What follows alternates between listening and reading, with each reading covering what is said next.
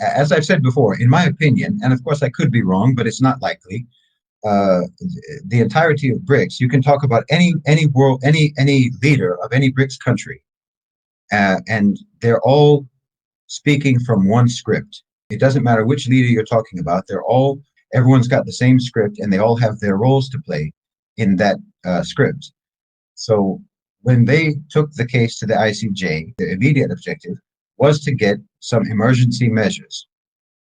But at the same time, they were seeking that with the knowledge that it would be shot down by the United States.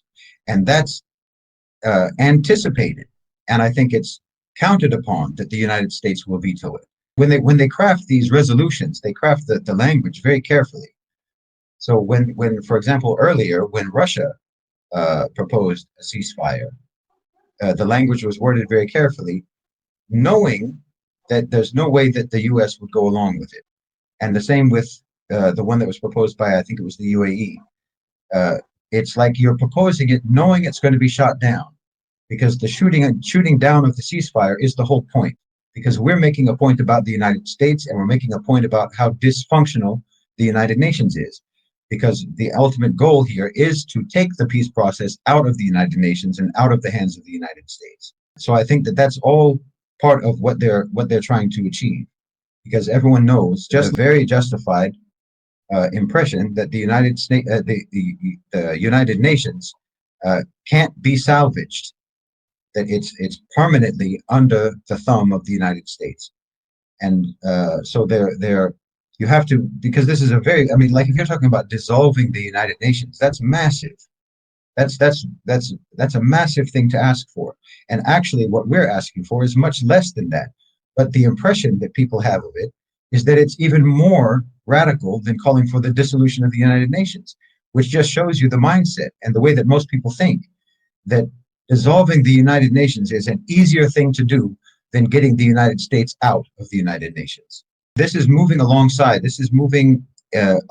with the already existing momentum of what BRICS is doing, and what, like, for example, China and Russia, and who else now? I think Saudi Arabia as well have advocated for an international peace conference. Basically taking, and I've talked about this many times, taking the peace process out of the United Nations and out of the West in general, out of the hands of the United States. So this is all moving together. It's all part of the same momentum to expose, like I said, the lack of integrity and the lack of independence and the lack of sovereignty even of all of the members of the United Nations. So if we, for example, really push this call and then it gets shot down, and they come up with some sort of bureaucratic protocol type reasons why, well, no, actually it's impossible to get the US out. Then it advances the call for, well, what's the point of the United Nations then? We need a separate organization. We need a different organization, because this just doesn't work. It's completely rigged.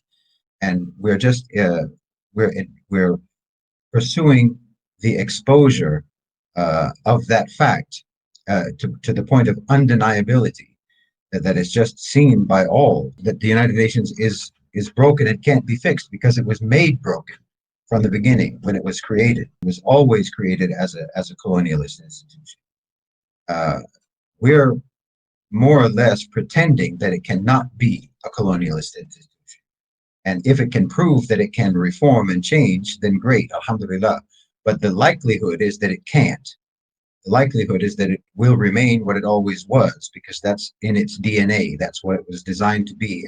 And its system is already designed to ensure that the United States will always remain the ultimate top boss at the United Nations.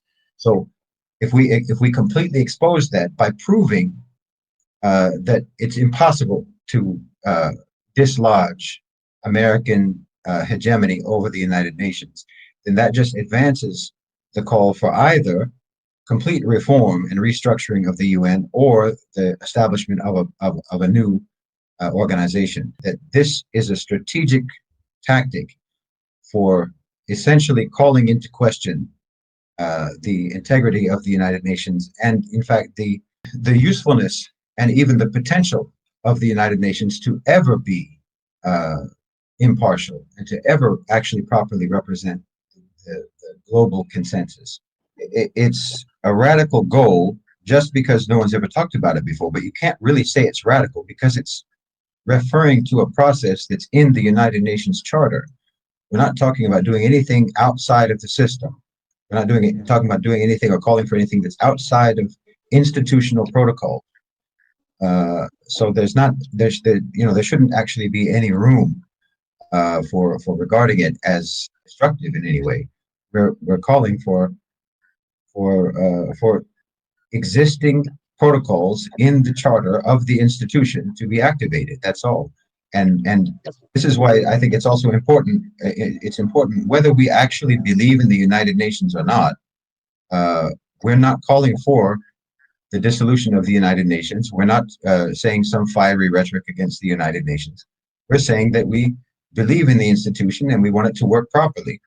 And that includes actually utilizing the mechanisms that are in the Charter of the United Nations to ensure that everyone who's in the United Nations abides by the Charter. We're just saying, be true to what you wrote down, what you put in the contract. Just keep up the terms of the contract. That's all we're saying.